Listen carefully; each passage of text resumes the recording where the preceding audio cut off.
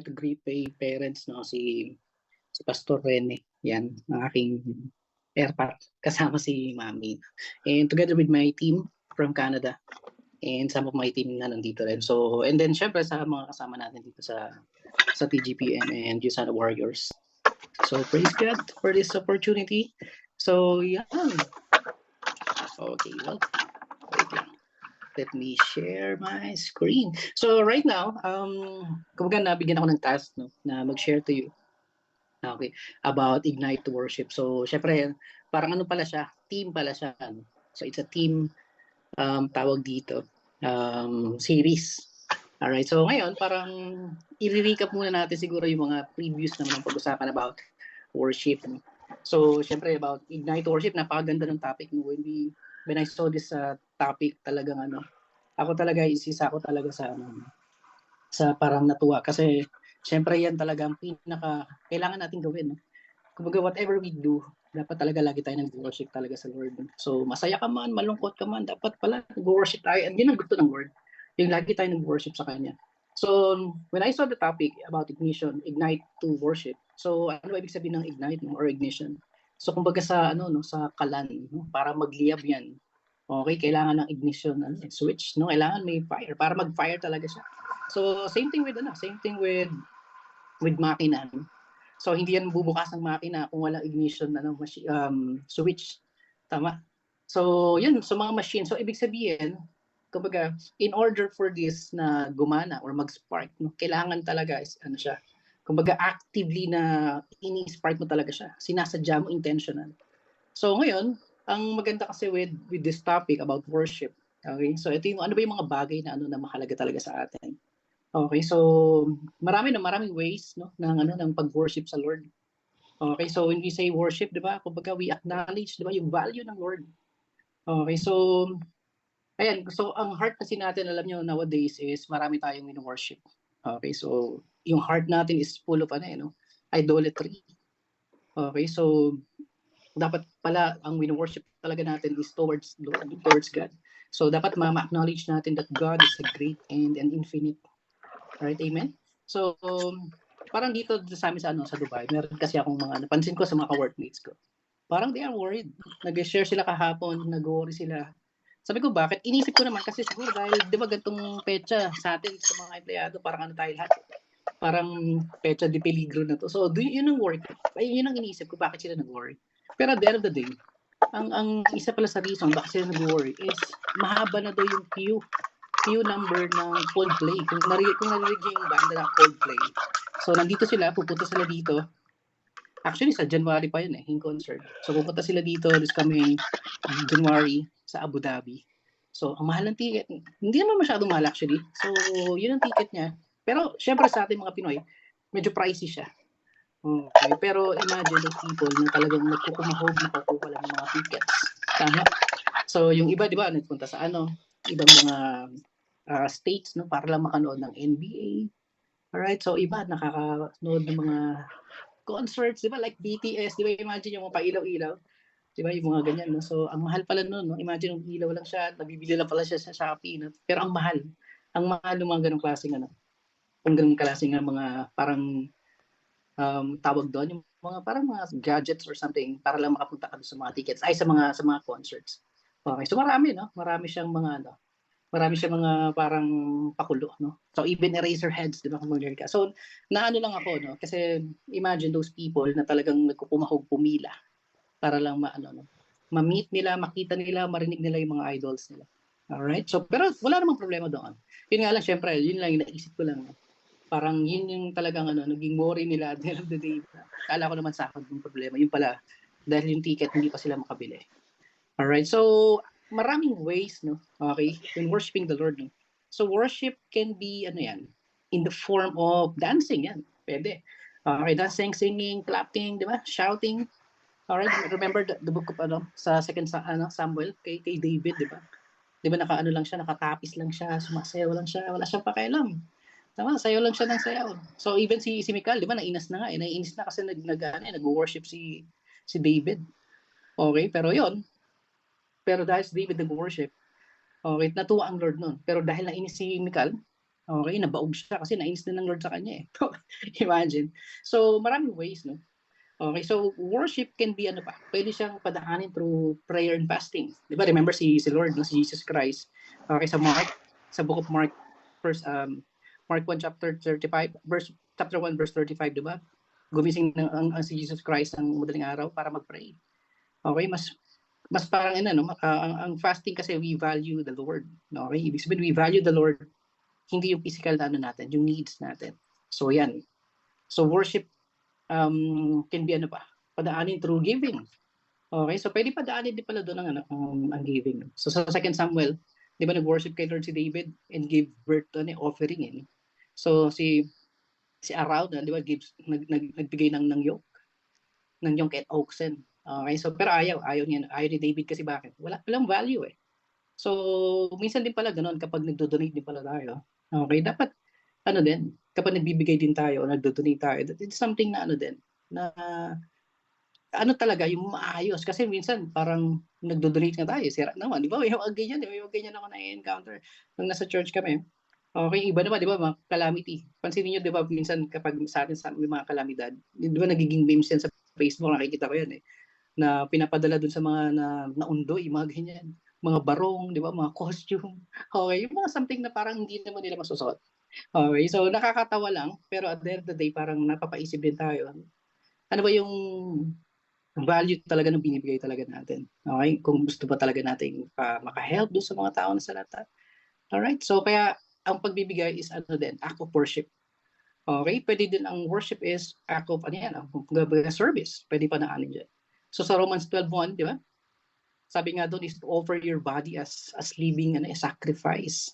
Okay, so yung ibig sabihin, yung katawan natin, okay, binibigay natin sa Lord para ano? Para magamit. Okay, so magpagamit tayo sa Lord.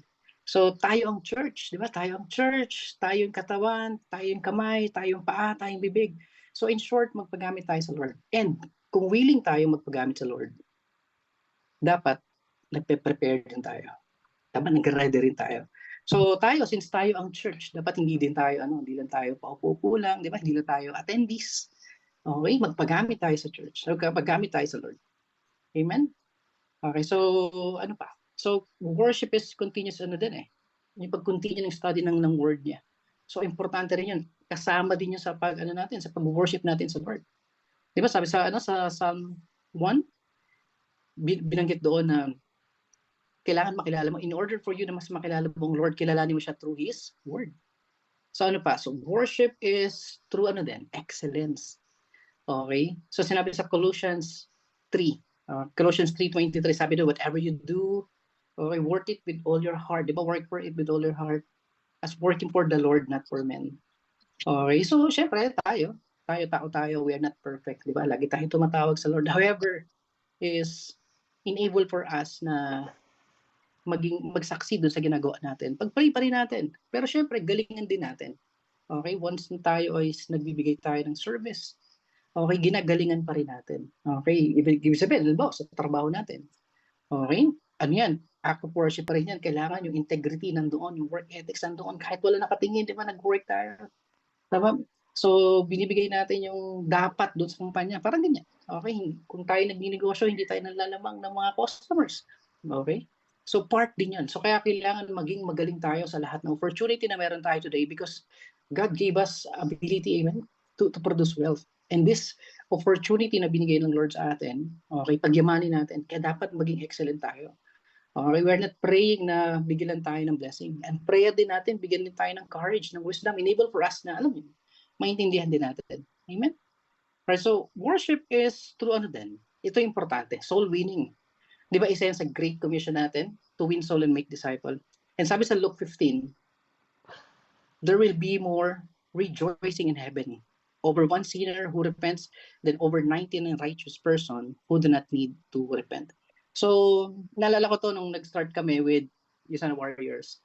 Nagbasa muna kami ng book, okay, Purpose-Driven Life. So, nag-start kami doon magbasa bago kami mag-start mag-read. So, 3 years ago. So, ngayon, nakakatuwa doon is we started from PDL book hanggang mag-start na kami mag-curriculum with the help of Pastor Sammy and sila Ate Jans, and at the same time sila Nanay Ruth. Pero yun, ang sabi nga doon, sa last part ng book na yun, ng PDL, ni required is one soul to Jesus. Imagine, no? Isang soul ang madala mo sa langit, buong heaven, buong angels, di ba? Ang nagdidiwang, nagpa-party dahil meron kang nadala. Amen? So, yun yung mga yun yung mga ways natin, kumbaga, paano tayo makakapagbigay ng worship, okay, sa Lord. So, ang tanong is, what is the quality of our worship sa Lord?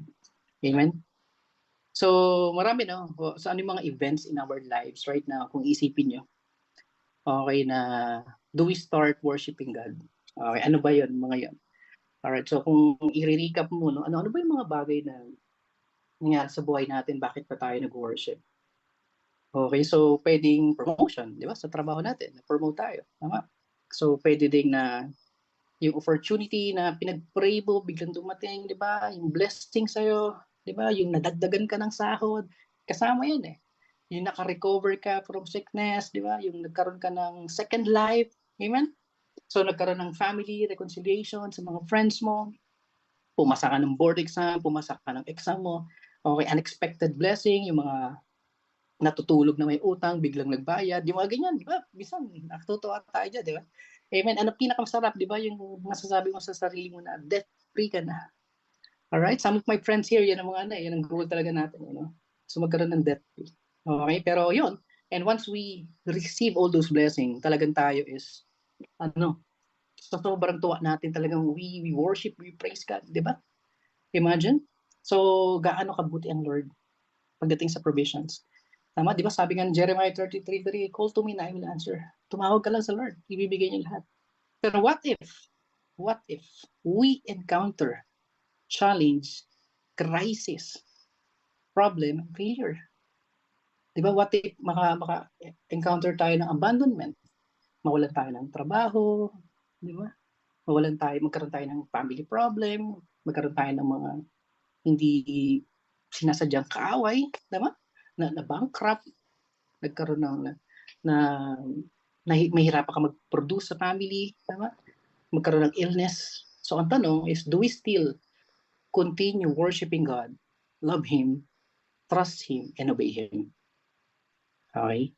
And so sa pag-uusapan natin today, okay, so actually intro pa lang yun. Sorry. So sa pag-uusapan natin today, so we will talk about the story of Job. Okay, so I will share to you these slides. Okay, one moment. Yeah, so nandiyan pa ba ang lahat? Yeah. So praise God. So, salamat sa opportunity right now na nagkaroon tayo ng time to worship. Imagine, I know busy ang mga tao, no? And this is the moment na talaga nagpapahinga tayo, but still, i-allow us na, alam yun, mag-session tayo today to talk about Lord. Okay, nasa ng aking slides? Yan. All right. So my topic for today is all about worship amidst of crisis. Okay. So ngayon, ang story is about Book of Job. Okay, so sabi sa Job 1:20-21, Job stood up and tore his robe in grief. Then he shaved his head and fell to the ground to worship. Verse 20-21. So he said, I came naked from my mother's womb, and I will be naked when I leave. The Lord gave me what I had, and the Lord has taken it. Praise the name of the Lord. Well, let us pray. Pag-pray natin. So Heavenly Father, we praise you, we glorify your name, Lord God. Thank you for this word, Lord God. Thank you for this time, Panginoon, to worship you again. Thank you, Lord God. Mapag-usapan ka namin, Panginoon. Panginoon, give us protection, Lord God, sa maririnig namin today, Panginoon. Protect us, Panginoon, in the works of the enemy, Lord God. Give us knowledge and wisdom, enable for us to understand your word, Lord God. Tago mo ako, Panginoon, sa iyong likuran. Ikaw lang po madakila, ikaw lang makilala, Panginoon, ikaw lang mag-glorify, ikaw lang makarinig namin, Lord God. At lahat, Panginoon, ang aking share, Panginoon, is manggagaling sa iyo lamang, Lord God. Ito po ang aking prayer, Panginoon, in Jesus' name, Amen. Alright. So, ngayon, bakit nasabi to ni Job? Bakit nasabi to ni Job na itong part na to? Okay. Sa Tagalog, alam niya, sabi dyan, pinunit ni Job yung damit niya. Pinunit ni Job yung damit niya, nag-ahit ng ulo, Kasi alam niyo pag nag-aahit po, no, nung panahon na yan, nung panahon ng Old Testament, sign of ano yan, humility. So ano yan, part of repentance nung unang panahon yan eh. So ngayon, ang sabi ni Job is, nagpatira pa siya at sumamba siya sa Lord. So kaya nga sabi niya sa verse 21, hubad akong lumabas eh. Humubad akong lumabas sa sinapupunan ng aking ina, di hubad din akong babalik. So si Lord ang nagbigay, so si Lord din ang babawi. Tapos ang sabi niya sa huli, praise God. Grabe, no? So, minsan, no? Minsan sa atin is, kaya ba natin magpuri, no? Pag nawala na tayo. Di ba? Minsan kasi, syempre, di ba, tayo, we worship God kasi nagkaroon tayo. Pero pag nawalan ba, ako, yun nag-challenge eh, mag-worship ba tayo sa Lord? So, just to give you idea about Job. Si Job is, alam po, is a righteous man. He is a righteous man. He was blameless. Sabi nga, a man of complete integrity. Okay, he feared God and stay away from evil. Okay, so sa ano nga siya, isa siya sa richest person, di ba? Nung entire area na yun, panahon na yun. Kasi he owns thousands of animals, tsaka marami siyang servants. Okay, kaya nga sabi sa Job 1 to 6, alam mo ito yung pinaka-story behind. Okay, from Job 1, 6 to 11, okay, one day, nagkaroon ng meeting. Nagkaroon ng meeting ang mga ang angels. Teka. Okay na naman kahit di nyo nakikita, no? May slide na lang. Okay. Alright, so ngayon, nagkaroon ng meeting ng mga angels, no? Kasama ang Lord. Okay, tapos alam mo ito, malupit, nandun din si Satan.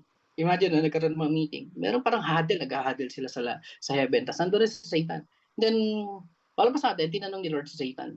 Sabi ni Satan kay ni Lord kay Satan. So what makes you busy? Ito, sabi ni Satan, ito, ano lang ako, stroll lang, ikot-ikot lang, back and forth, pupunta sa langit, punta sa earth, ganyan, so on and so forth.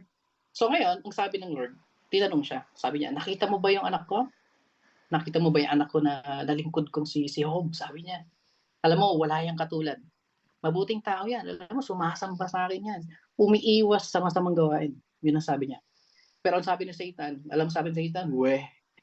Okay, sabi ni Satan, weh.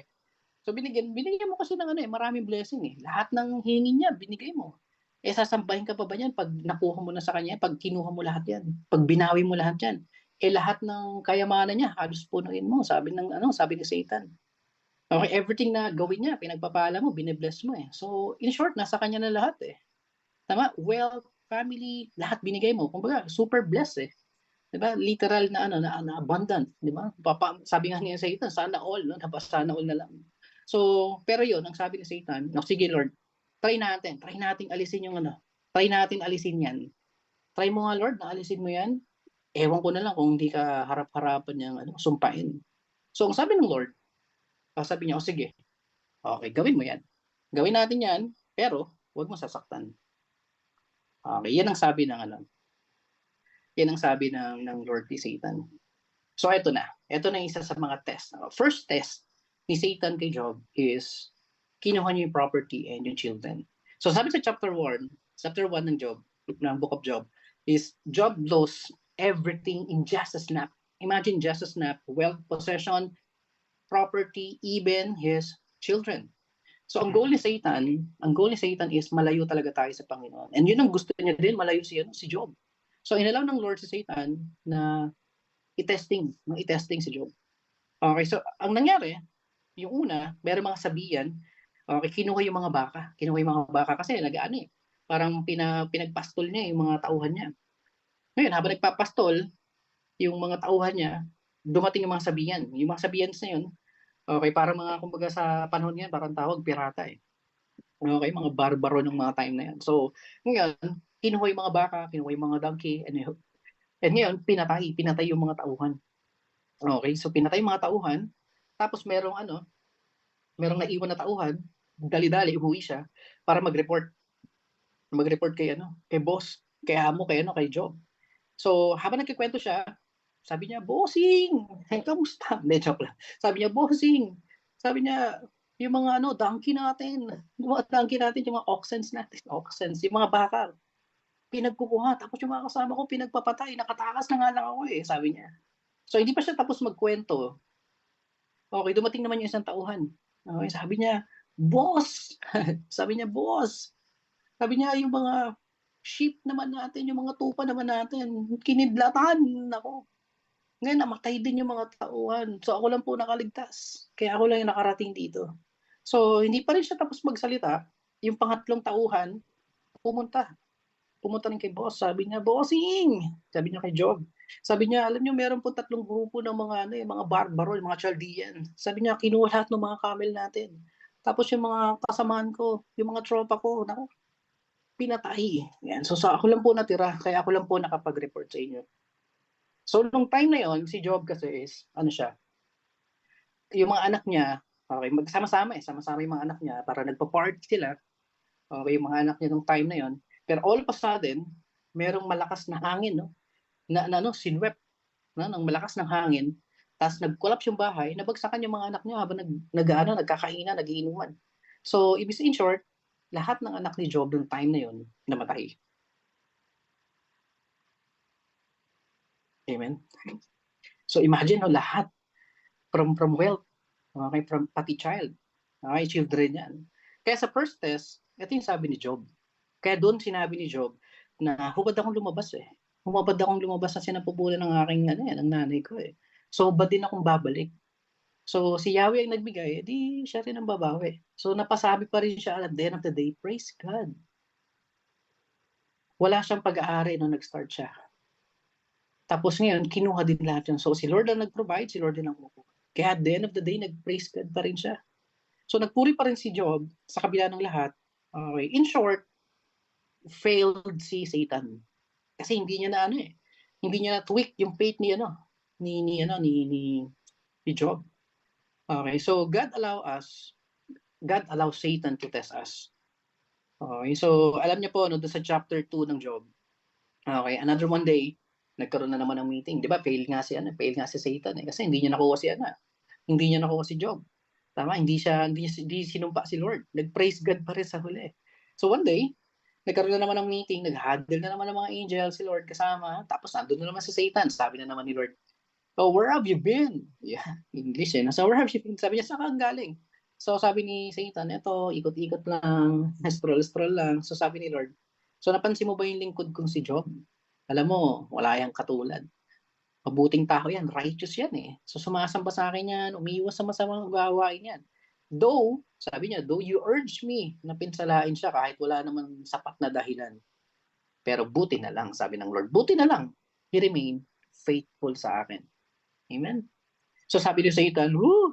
Naman siya, sabi niya, sabi niya, ito, gawin natin, Lord. So try natin na saktan yung katawan niya. Yan, sabi ng Lord, sabi naman ni Satan. So targetin natin yung health, Lord, sabi niya. So ewan ko na lang kung hindi kayo harap-harapang sumpain. Okay, sabi ng Lord, sige, gawin mo. Pero, sabi niya, huwag mong papatayin. Yan, so sabi, huwag mo daw papatayin. Alright, so ngayon, ang second test, ito na ang second test ni Satan kay Job. So inattack na yung health niya. So sa chapter 2, mas naging worse, mas naging worse. So binigyan na siya ng sakit. Kumbaga nagkaroon na ng permission sa Satan to harm Job himself. Okay, so he gives painful sore. Sabi nga doon, painful sore all over his body. So parang nagkaroon ng mga boils or pigsa. Okay, buong katawan.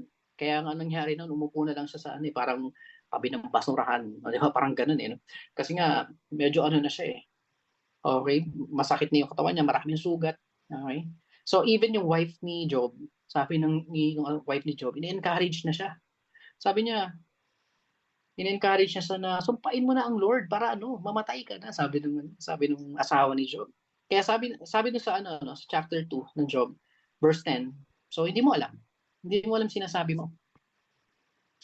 Okay? So hindi mo alam yung sinasabi mo. Pagpapala na ba tatanggapin mo sa Diyos? Hindi ba natin tatanggapin kung bibigyan tayo ng pagdurusa? Di ba? Ito yung sinabi ng Job 2:10. Should we accept only good things from God? Never anything bad. So but once again, despite na nakaranas si Job ng suffering, si Job ni-refuse pa rin yung wife niya. So hindi niya kinurse ang Lord. Bakit hindi niya kinurse? Kasi righteous person si Job. Amen? Right. So this situation, kumbaga, ini-stretch yung ating faith, no? Sinusubok talaga tayo sa maraming challenge, di ba? So darating talaga yung ano, yung crisis sa buhay natin. And even to Job, matinding crisis yung pinagdaanan sa buhay niya. Imagine, one day, di ba? One day, in just a snap, he lost everything. Di ba? He lost everything, yung family niya, yung business, yung health, everything he owned, di ba? Pero kung mapapaisip ka nga, di ba, isipin mo, kung sa atin ba mangyari, ba, kaya ba natin yun? Lahat eh, as in lahat. Inisip mo, mabuti naman akong tao, tapos biglang gano'n, all of a sudden, di ba? Mapapaisip tayo. Alright, so yung iba nga minsan, yung iba pa, di ba sa atin, bumibigay na, isang challenge pa lang. Challenge 1, di ba? Hindi na kaya. Di ba? Yung, di ba, nawala ng, ano, ng mahal sa buhay, di ba? Hindi na kinakaya. O kaya iba, nag-fail sa buhay. Ayaw na magsimula ulit. O kaya iba naman, naloko ng jowa, di ba? Naloko ng jowa, gusto na mag-suicide, yan. O iba, nalugi sa business. O ayaw na mag-try ulit. Yung iba naman, nasisante sa work, nakainitan ng boss. Ayaw na maghanap ng trabaho, tinatamad na. Okay, so sumusuko na, in short. So ang question right now is, ikaw ba, kaya mo mag-worship sa Lord in the midst of crisis? Okay, so importante ba? Importante ba na mag-worship tayo sa Lord in the midst of crisis? So sabi sa Job 1, ano no? Okay.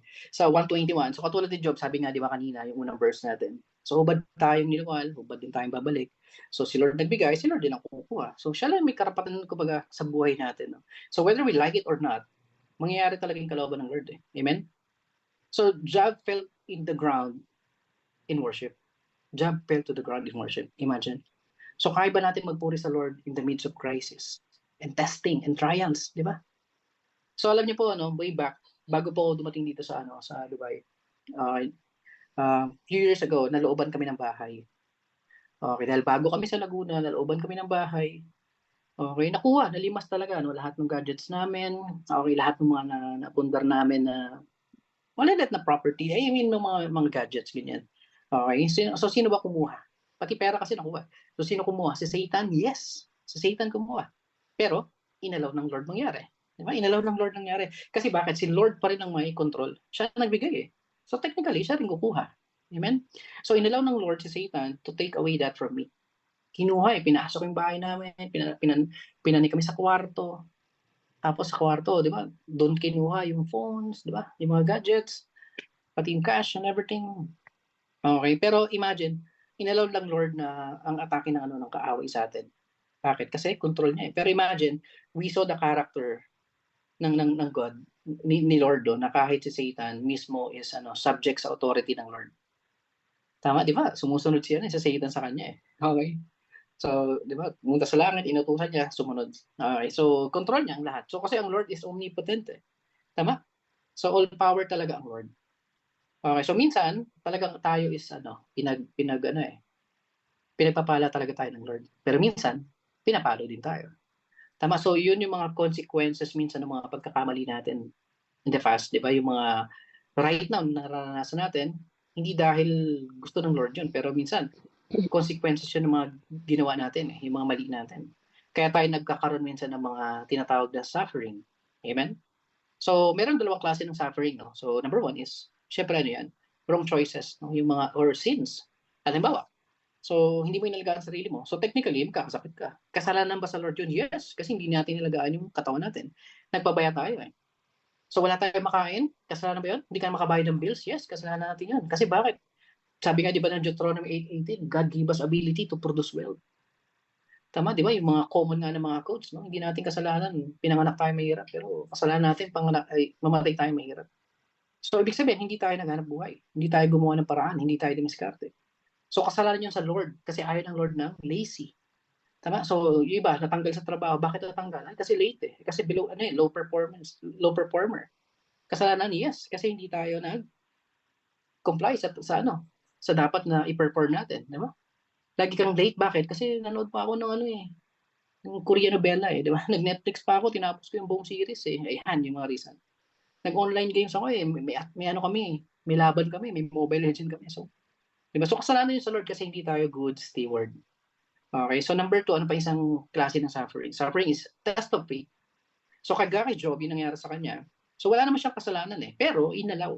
inalaw na pagdaanan niya lahat ng mga challenges. So let's imitate, no? Let's imitate si Job as he did not commit sins during yung testing niya. Okay, and ang pinakamaganda nun is hindi niya blame ang Lord during the crisis. Okay, pero alam niyo, sa buong chapter 37 ng Book of Job, okay, hindi nagsalita ang Lord. Siyempre, nagpe-pray siya. Tama? Tinatanong niya, kina-question na ang Lord, pero at the end of the day, in buong chapter 37, hindi nag-react ang Lord, hindi nasagot. Okay, minsan ganun, di ba? Naramdam mo ba sa sarili mo? Tinanong mo rin ba sa Lord yan? Na parang, ba't ganun Lord? Ba't di ka sumasagot? Di ba, sabi nga ni Popoy kay Basha, sumagot ka naman. O minsan gaganunin mo rin ang Lord. Lord, sumagot ka naman. Madalas ba ganyan? Madalas ba? So minsan ganun, tama? So sabi sa Job 23, 8 to 10, okay, I go east, but he is not there. I go west, but I cannot find him. I do not see him in the north, for he is hidden. I look to the south, but he is concealed. But he knows where I'm going, and when he tests me, I come out as pure as gold. So feeling mo wala si Lord. Diba? Feeling mo wala si Lord kahit anong dasal mo, di ba? Minsan kahit pa nga minsan nasa church ka na eh, nahingi ka pa ng sign, walang sign ng Lord. Minsan ganun eh. Pupunta ka sa church, di ba? Nag-attend ka ng service, wala kang makuhang sagot. Tapos pag nagpe-pray ka, parang wala kang kausap. Kaya minsan tinatanong mo, Lord, ba't ganito? Ba't ganyan? Tama? Ano nangyari? Ba't wala sumasagot? Di ba? Have we experienced that? So why God seems not listening? Sa tingin nyo kaya? Sa tingin nyo kaya mga kapatid, bakit kaya sa tingin nyo parang hindi sumasagot ng Lord? So minsan, ayaw lang din natin siguro pakinggan. Kasi minsan selective tayo, listener. Tama? Kumbaga pinapakinggan lang natin is yung gusto lang nating mapakinggan. Okay, so minsan ayaw natin talagang kunin ano ba talaga ang message ng Lord. Ano ba talaga ang meaning? Bakit nangyayari to? So minsan sinasadya mo na yan ng Lord. Hinahayaan mo na tayo. Kumbaga sa tatay, kapag ang anak niyang toddler, is nagtatantrums, ano ba ang best intervention, di ba? Ano bang best na gawin kapag nagtatantrums yung mga bata? Di ba ang best dyan is ignore? So, hinahayaan lang din ng tatay. So, hinahayaan niya maglupasay, hinahayaan umiyak ng umiyak, magsisisi pa sa sahig, magwala. Pero, sinisilip niya pa rin yung anak niya. Sinisilip niya, mamaya mauntog, mamaya mabagok o ano, di ba? So, ibig sabihin, nandun pa rin yung care niya. So, ganun din ang Lord sa atin. Hindi muna siya susuyo sa'yo. Pero it doesn't mean wala siyang pakailan. Amen? So how do you keep eyes to Jesus when full of tears? Sabi, no? Nakakaano, no? Paano ka ba titingin sa Lord? Minsan, ayaw mo sa sobrang problema, no? Sa dami ng problema mo minsan, parang hirap tumingin sa Lord. Ayaw mo na nga magsimba eh. Tama? So ayaw ko muna mag-church. Masama loob ko eh. Ayaw ko muna mag-church. Kaaway ko si pastor, kaaway ko si leader, di ba? Minsan may ganyan. Di ba? Nag-break kami ng jowa ko eh, so mas pakiramdam ko, ganyan. Puyat ako eh. Okay, nag-away kami ng asawa ko. Diba? So may problema kami sa bahay, so hindi muna ako attend ng mga light group, ng cell group, ng small group. Amen? So minsan sasabihin mo, excuse ka pa, Lord, alam mo naman yung heart ko eh. Alam mo naman sa'yo ko eh, kaya lang, excuse muna ako today, hindi muna ako magsisimba. Minsan ganun eh. Tama? Hindi mo na ako mag-devotion ngayon. Alam mo naman na ano ako eh, puyat. Baka hindi ko maintindihan yung babasahin ko. Minsan may mga ganun tayong excuse eh. Are you with me? Andiyan buhay pa ba kayo guys? Andiyan pa ba kayo? Amen? So minsan, yun yung mga excuse natin. Okay, so kaya ayaw natin. So as I close, no? So minsan, do you know, no? The deepest level of worship is praising God in spite of pain. Yan ang isa sa pinaka-deepest. Okay, thanking God during a trial. So remember Him sa oras na frustrated tayo, di ba? Sa oras na natatempt ka na, di ba? Dapat mas mag-trust tayo. Yung trust natin nandoon kapag yung surrendering while suffering and loving Him when He seems distant. Dapat dun tayo mas lalo mag-worship. Yes, nasasaktan tayo, inaalaw tayo ng Lord, pero the purpose is testing. Kahit i-rebuke natin minsan eh. Kahit i-rebuke natin, pero pag sinabi ng Lord, sabi ng Lord, sige, go. Go, Satan, push mo. Kasi bakit? Tinetest ko yan eh. Tinetest ko yan, kaya may trial yan. Tama?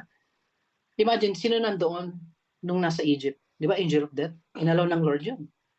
Utos ng Lord yun. Tama? So God allowed things to happen kahit hindi maganda sa buhay natin. Kasi bakit? Test of faith. Amen? Test of faith yan. So kagaya ni Job, hindi tayo pinapabayaan ng Lord. So He promised repeatedly pangako ng Lord sa atin yan. So sabi ng Deuteronomy 31:8, ito pinaka nakakakilabot. Alam niyo ako, every time na binabasa ko siya, nag-goosebumps talaga ako. Sabi ng Lord dito, ang promise niya, I will never leave you nor forsake you. Do not be afraid, do not be discouraged. Grabe, no? Amen. So our God is not just God of love and grace. He is just. Pwede ka talagang paluin. Minsan nagsa-self-talk tayo. Lord, kala ko ba loving ka? Kala ko ba ayaw mong pahirapan kami? Sabi mo, hindi mo hayaan na mahirapan kami, hindi mo hayaan mapahama kami, masaktan kami, malungkot kami. Pero ba't ganito? Ba't ako nasasaktan? Di ba? So remember, God allows Satan to inflict illness. God curses. Kasi bakit? No? Just ang Lord eh. Right and fair ang Lord. So sa New Testament, dyan yung makikita kung gaano ka yung pagmamahal ng Lord sa atin. Kung gaano ka intense. Kaya importante na babasa din natin yung Old and New eh. Kasi bakit? Para balanse tayo. Para makita natin, hindi lang loving ang Lord, but to see yung justice din ng Lord. So amazing din talaga ang Lord, no? Kaya amazing din kasi ang pag-read din natin, no? So, yun yung ginagawa natin sa curriculum. Imagine, marirealize mo, no? Grabe, no? Ganito pala ang Lord. Di ba? As we go reading and reading, mag-meditate, mag-devotion, di ba? Doon natin ma-realize, no? Grabe, ganito pala ang Lord. Napaka-holy ng Lord. So, imagine, even demonyo, even si Satan, sumusunod. Amen? So, sabi ni Job, itong pinakasabi niya, sabi niya, no? Though he slay me, yet I will trust in him. Sa ibang sa ibang mga version, no? Sa ibang mga book, ang sabi diyan, God may kill me, but I still trust Him. Grabe Halos patay na ako ng Lord, pero naniniwala pa rin ako sa Kanya. Di ba? Imagine. So, eto talaga yun. Pag kilala mo talaga ang Lord, alam mo may reason eh. Though hindi mo naiintindihan, yes, pero alam mo may reason ng Lord. So sabi ng Romans, no? Romans 8:28, and we know that in things, God works for good of those who love Him. He have been called according to His purpose. May purpose eh. May purpose talaga ang Lord.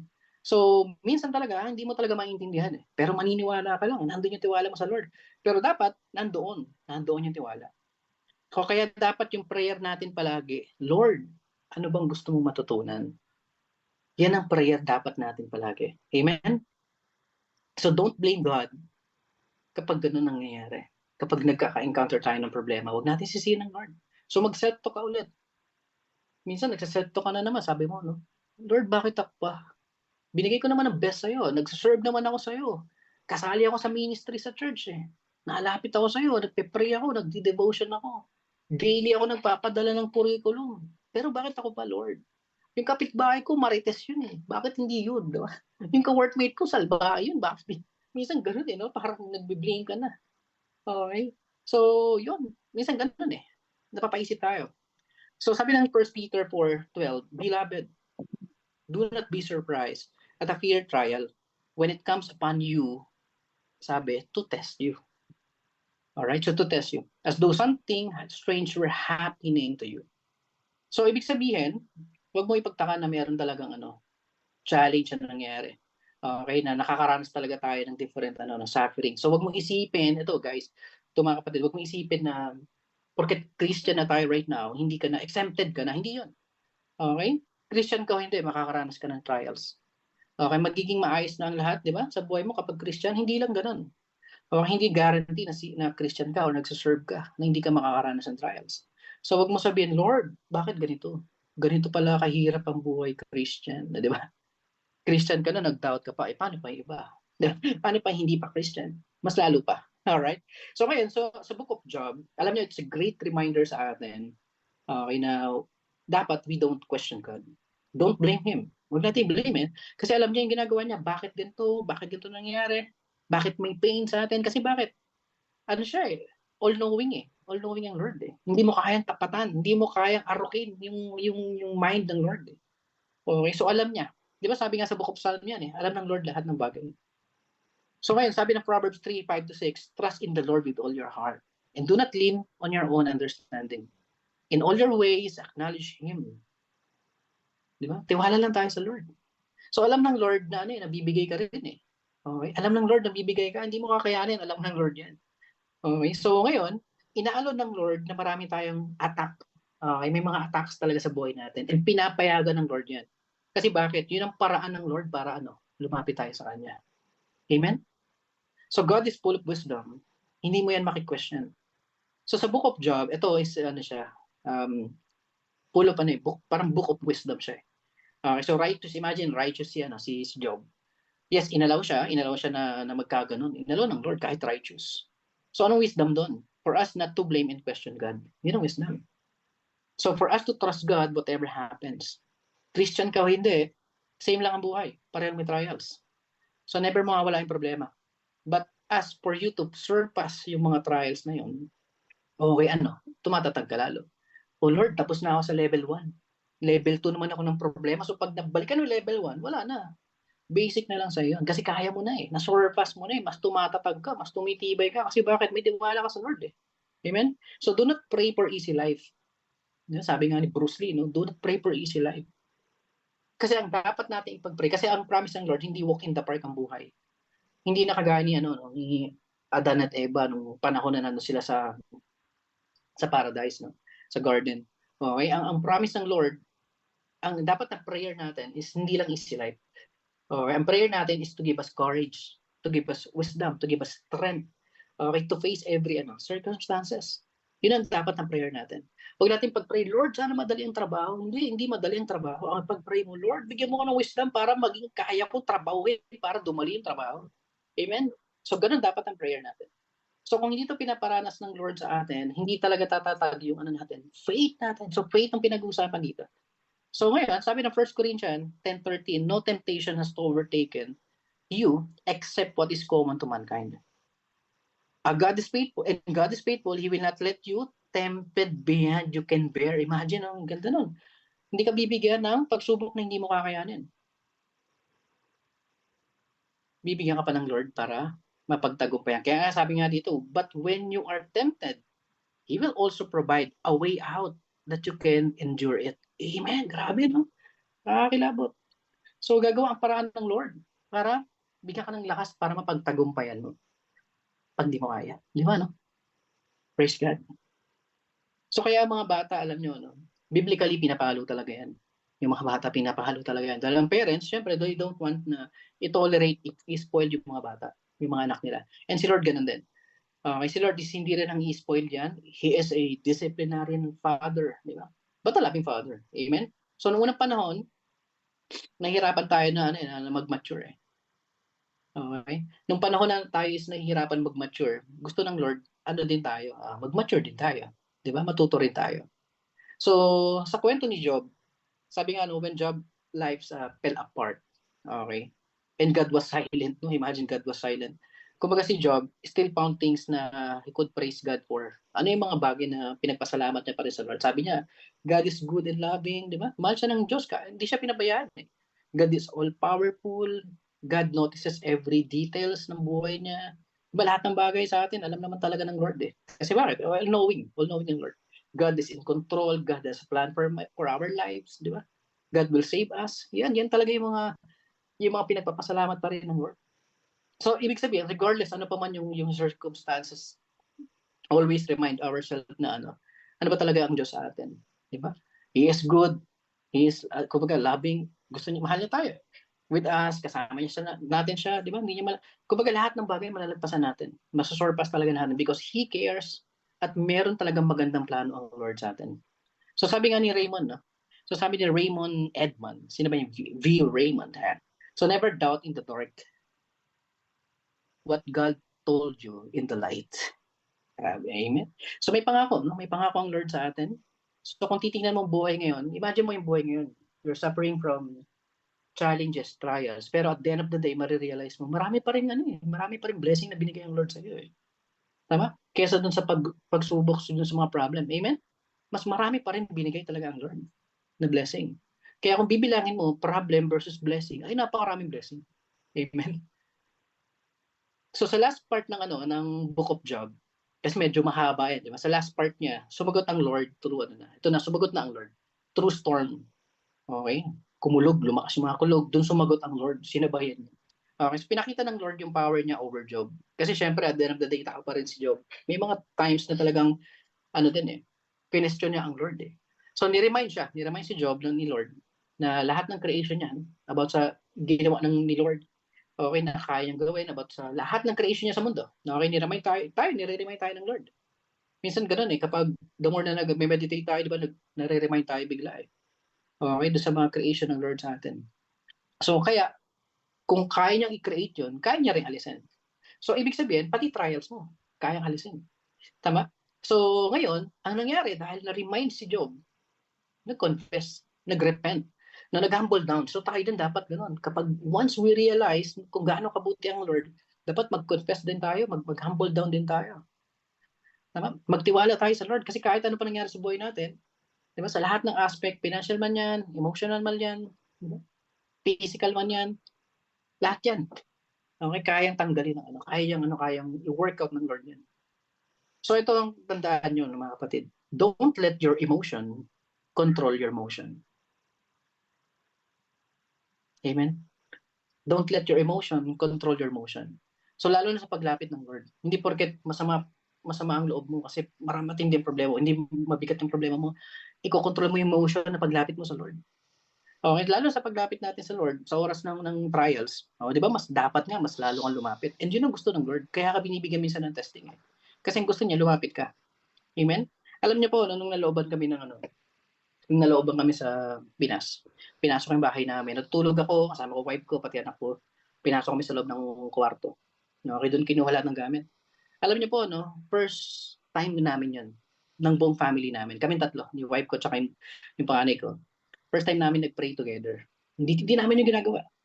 Okay, first time namin mag-pray together, we praise God and protection. Kasi bakit? Hindi ako nagising eh. Kasi kung nagising ako ng time na yon, imagine nakahiga ako tapos may ibang tao dun sa kwarto mo, di ba? So, hindi mo maiisip anong pwede mangyari, di ba? Baka iba kwento, mamaya napalaban ka na ewan. Pero syempre, yung mga kalaban, di ba? Syempre, prepared yan, hindi yan papasok. Hindi yan papasok na hindi prepared. So ngayon, yun ang una kong inisip. Sabi ko, buti na lang Lord, hindi mo ako ginising. Kasi kung ginising mo ako, baka ano nangyari. Tama? So then alam niyo, few minutes after nung prayer na yon, di ba nawalan nga kami. Nabanggit ko siya sa mga business partners ko, sa mga kaibigan ko. Okay, nawalan nga ako ng laptop and then yung mga kaibigan ko, they offer yung laptops nila, pinahiram nila. Sabi niya, bro, eto, pahiram ko muna sa'yo para makabawi ka, makapag-start ka ulit. Okay, so yun, the next morning, some of my business partners, yan, yung mga kaibigan namin nila Lut, nila Pia, nila Lee, is yan, nila Ralph. Okay, nag-provide sila ng in-kind, no?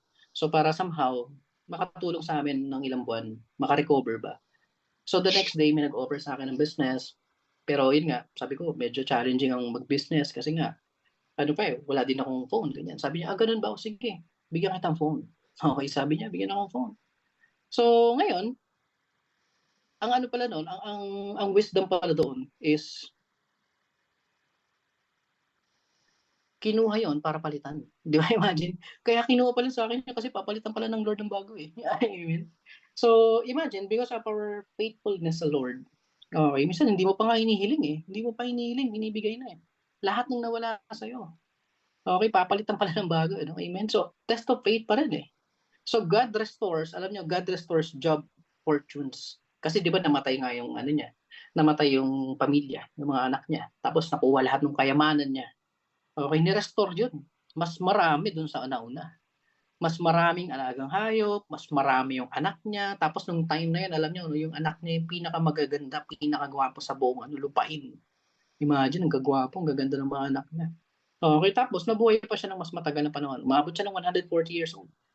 Okay, hanggang 4th generation, buhay siya. Kaya namatay siya, matandang-matanda na eh.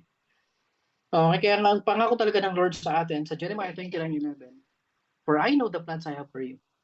Sabi ng Lord yan. Ang plano niya talaga, mag-prosper tayo, hindi tayo mahirapan, hindi tayo mapahamak, pero bigyan tayo ng hope and magandang future. Yan talaga. So, ngayon, kapag malapit tayo sa Lord at kilala natin ang Panginoon is we are at peace. Amen? Now, let's pray. Heavenly Father, we praise you, we glorify your name. Thank you, Lord God, Panginoon, sa word mo, Lord God. Salamat, Panginoon, sa narinig namin right now. Lahat, nawa, Panginoon, bigyan mo kami ng wisdom, ng knowledge, Panginoon, to understand this, and we can share this to our family and our friends, Panginoon. Nawa, Panginoon, mapagnilayan namin, maunawaan namin, Panginoon, at magamit namin in our activity and daily livings, Lord God. Salamat, Panginoon, sa time na to, na nag-worship kami, kasama ka, Panginoon, kasama aking mga kaibigan, kasama aking mga pamilya, Lord God. Thank you, Lord God, in Jesus' name. Amen. All right. So, ayan. Praise God. And, salamat, Brother Mikey, for that very powerful word from the Lord. So,